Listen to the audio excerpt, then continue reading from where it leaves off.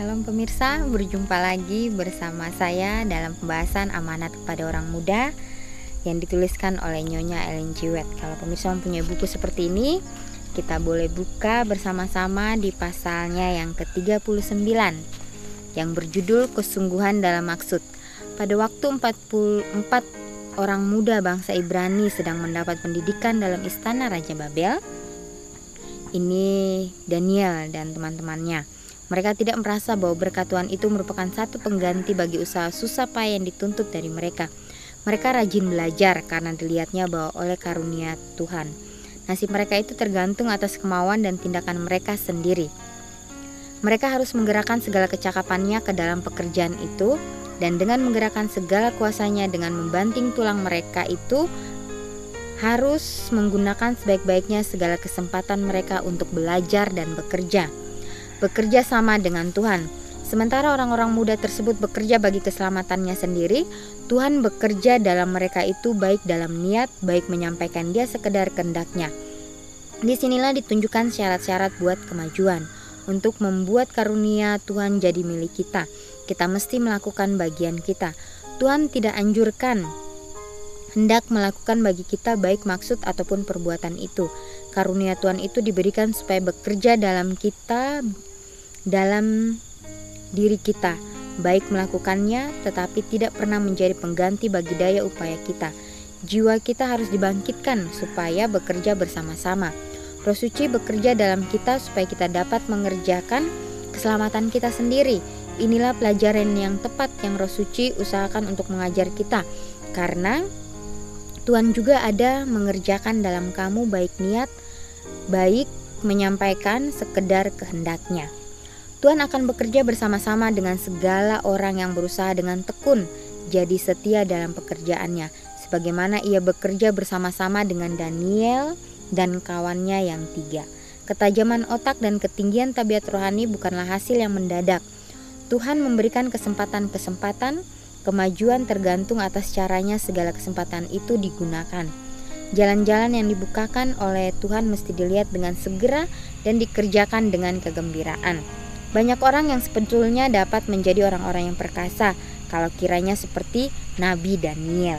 Mereka itu mau bergantung kepada Tuhan untuk karunia menjadi pemenang-pemenang dan menguatkan, mempercakapkan mereka melakukan pekerjaannya. Ya, jadi di sini kesungguhan di dalam kehidupan kita sebagai orang-orang muda.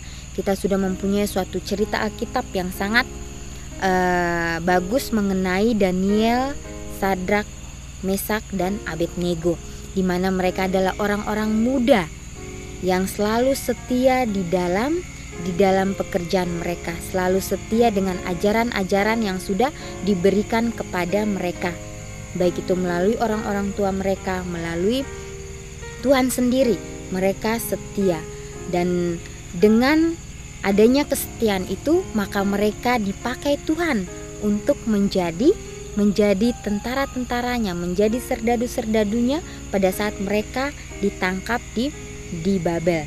Dan di situ mereka memberikan suatu contoh yang sangat luar biasa kepada orang-orang pada saat itu. Orang-orang merasa terkagum dengan ajaran-ajaran yang mereka berikan, atau dengan cara hidup mereka yang mereka lakukan di Babel. Pekerjaan dengan segenap hati, saya berseru kepadamu. Ini Nyonya Ellen G. White ya. Dia berseru kepada semua pemuda-pemuda, biarlah engkau setia, serahkanlah hati dalam pekerjaanmu. Janganlah meniru-niru orang yang malas dan yang bercabang hati dalam pekerjaannya. Tindakan yang diulang-ulangkan seringkali merupakan perangai merupakan tabiat. Dengan sabar lakukanlah kewajiban-kewajiban kecil dalam hidup. Selama engkau kurang menghargakan kesetiaan dalam kewajiban-kewajiban yang kecil, pembangunan tabiatmu itu tidak akan sempurna dalam pemandangan yang maha kuasa. Tiap-tiap kewajiban itu pentinglah adanya. Tuhan sudah berkata, orang yang kepercayaan dalam perkara yang terkecil, yaitu kepercayaan dalam perkara yang besar juga. Dalam hidup seorang Kristen yang benar tidaklah ada yang tidak penting. Banyak orang yang mengaku dirinya orang Kristen bekerja bekerja bertentangan dengan Tuhan. Banyak orang sudah menunggu-nunggu pekerjaan besar dibawa kepadanya.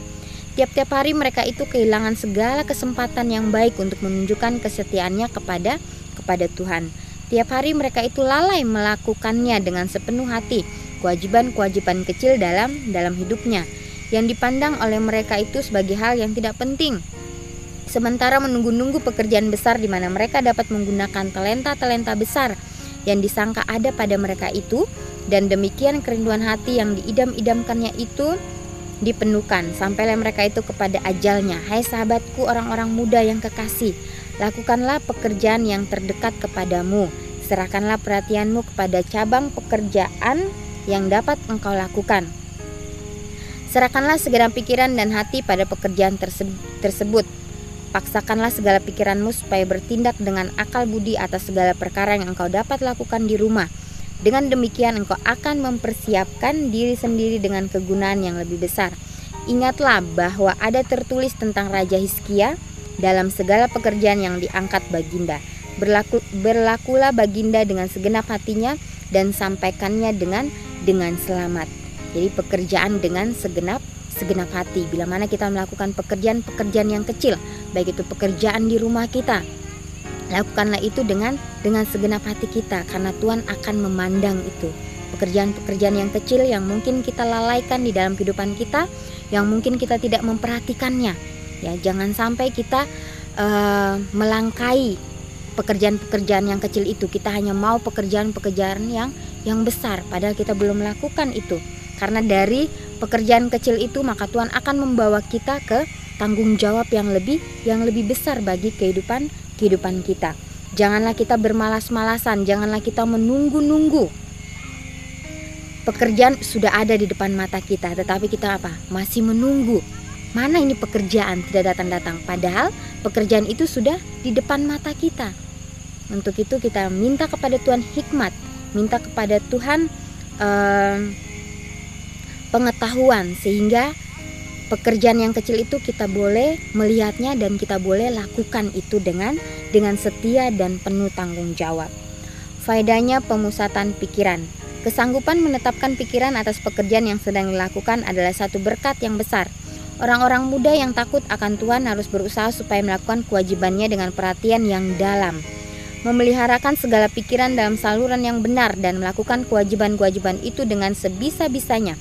Mereka itu harus merasa segala kewajiban yang sekarang dan menyelesaikan kewajiban itu dengan tidak membiarkan pikirannya kesasar. Latihan pikiran dengan cara demikian akan nyata menolong seumur hidup. Semua orang yang belajar memusatkan pikiran ke dalam segala apa yang diperbuatnya, bagaimana kecil sekalipun pekerjaan itu, kelihatan akan sangat berfaedah di dunia ini. Hai orang-orang muda yang kekasih, biarlah engkau tekun, ikatlah pinggang budimu, berdiri gagah seperti Daniel, orang Ibrani yang setia itu, yang menentukan dalam hatinya hendak setia kepada Tuhan. Janganlah engkau mengecewakan ibu bapamu dan sahabat-sahabatmu. Dan masih ada lagi satu yang harus diingat, janganlah engkau mengecewakan Dia, yaitu Yesus, yang begitu cinta kepadamu sehingga Dia menyerahkan nyawanya, supaya mungkin bagimu menjadi pekerja bersama dengan Tuhan. Ya, jadi Tuhan masih memberikan kesempatan kepada orang-orang muda. Tuhan sangat mengasihi kita. Tuhan ingin supaya kita berdiri gagah seperti Daniel dan sahabat-sahabatnya, di mana mereka terus mempertahankan akan kebenaran firman Tuhan. Walaupun kita sendiri, ya, kita merasa sendiri, kita sendiri yang lain daripada semuanya, tapi kita terus, kalau itu adalah hal yang benar, kita terus pertahankan itu, sehingga kita boleh berbeda dengan dunia, dan kita minta kesanggupan dari Tuhan, sehingga kita sanggup berdiri seperti Daniel. Dia mendapatkan semuanya, apa yang dia tidak inginkan, apa yang dia tidak sangka, semuanya itu Tuhan berikan kepada Daniel dan sahabat-sahabatnya. Pendorong hati yang setinggi-tingginya. Keinginan hendak memuliakan Tuhan haruslah menjadi pendorong hati yang paling berkuasa dari semuanya. Hal itu harus mengajak kita supaya mengadakan segala daya upaya hendak menggunakan segala kesempatan dan waktu yang baik yang disediakan bagi kita, supaya dengan begitu kita dapat mengerti cara bagaimana kita boleh gunakan dengan akal budi segala harta benda Tuhan. Hal itu harus mengajak kita memeliharakan otak, tulang, daging, dan urat syaraf dalam keadaan yang sehat-sehatnya, sehingga kekuatan tubuh kita dan kecerdasan pikiran kita boleh menjadikan kita benahari-benahari yang setia. Kepentingan diri sendiri kalau dibiarkan bertindak menghambat pertumbuhan pikiran dan mengeraskan hati. Kalau dibiarkan hal itu memerintah, maka dia membinasakan kuasa batin. Lantas kekecewaan pun datang. Kemajuan yang besar diberikan kepada laki-laki dan perempuan oleh Tuhan, yang memberikan kemajuan kepada Nabi Daniel. Dia yang dapat membaca hati Nabi Daniel memandang dengan senang atas kesucian pendorongan hati dari hambanya. Ketetapan hatinya hendak memuliakan Tuhan. Segala orang yang dalam hidupnya menggenapkan maksud Tuhan mesti menggerakkan daya upaya yang tidak kenal capek. Rajin dengan sungguh dan tekun kepada penyelesaian segala apa yang dia perintahkan kepada mereka itu. Dan sepanjang jalan curam yang menuju kepada hidup yang kekal adalah pancaran kesukaan untuk menyegarkan orang yang lelah. Semua orang yang berjalan dalam jalan akal budi adalah luar biasa gembiranya. Meski dalam sengsara sekalipun, karena dia yang disayangi oleh jiwa mereka itu berjalan dengan tidak kelihatan di sebelah mereka. Pada tiap-tiap langkah ke atas mereka melihat lebih nyata pegangan tangannya pada tiap-tiap langkah. Sinar kemuliaan yang lebih terang dari yang tidak kelihatan menerangi jalannya, maka nyanyian puji-pujian mereka yang makin lama makin tinggi naiklah bersama-sama dengan nyanyian-nyanyian malaikat di hadapan hadiratnya. Ya, jadi kesukaan yang kekal. Biarlah sepanjang kehidupan kita, walaupun jalan kita mungkin curam, berbatu-batu, tetapi bila mana kita teguh berpegang pada firman Tuhan, maka Tuhan akan memberikan sukacita, ya, sukacita kepada kita, sehingga apa yang kita jalani itu bukanlah suatu kesusahan atau suatu beban bagi kita, tapi itu suatu kegembiraan. Dan bila mana kita berpegang pada tangannya, yaitu tangan Yesus, maka sinar kemuliaan yang lebih terang dari apapun akan menyinari kita. Ya, di sini juga dikatakan biarlah Yesus yang sudah mengorbankan dirinya untuk kita, ya, dia ingin melihat kita. Ya, dia ingin melihat kita anak-anaknya untuk melakukan hal-hal yang berguna bagi orang lain.